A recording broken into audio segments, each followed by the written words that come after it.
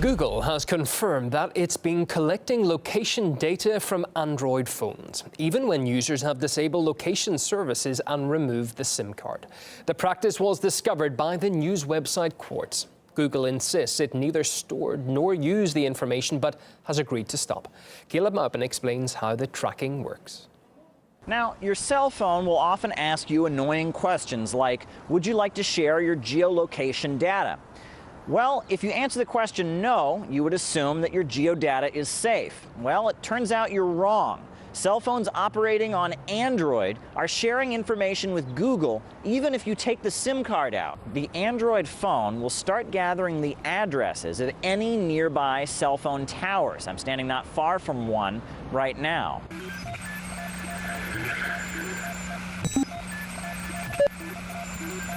Essentially, what you need is a few pieces of information. You need the unique identity of the phone itself, which every phone has. And in this case, they're using cell tower locations. And so if you have a single cell tower, then that will only tell you something about a radius around which the phone is somewhere. But if you have, let's say, 3 cell towers that all have different distance locations, then you can triangulate pretty closely to where the actual phone is. So you're only referring to the phone's identity and the fact that it is on the telephone network. So what it's doing is it's pinging cell towers nearby. And by the way, all phones do that. Google admits that they've been keeping track of mobile phone IDs and their location for over a year now, but they insist their intentions are good. In January of this year, we began looking into using cell ID codes as an additional signal to further improve the speed and performance of message delivery. Google claims that it hasn't done anything particular with this data and now is going to turn it off.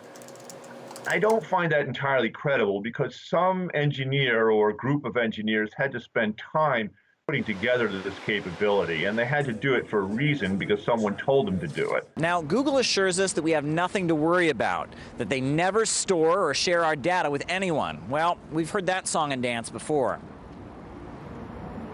Does the NSA collect any type of data at all on millions or hundreds of millions of Americans? No, sir. It does not. Not wittingly. The technology really is moving faster than the regulatory apparatus. So there's not any easy way to suddenly come up with new rules that will take care of these things. Most of the time, the political bodies aren't as technologically savvy as Silicon Valley. So they don't even really understand what this stuff is doing. Google says that Android phones will stop tracking the locations of users without their consent by the end of November. That sounds like good news, unlike the fact that they have been doing it without consent for many months.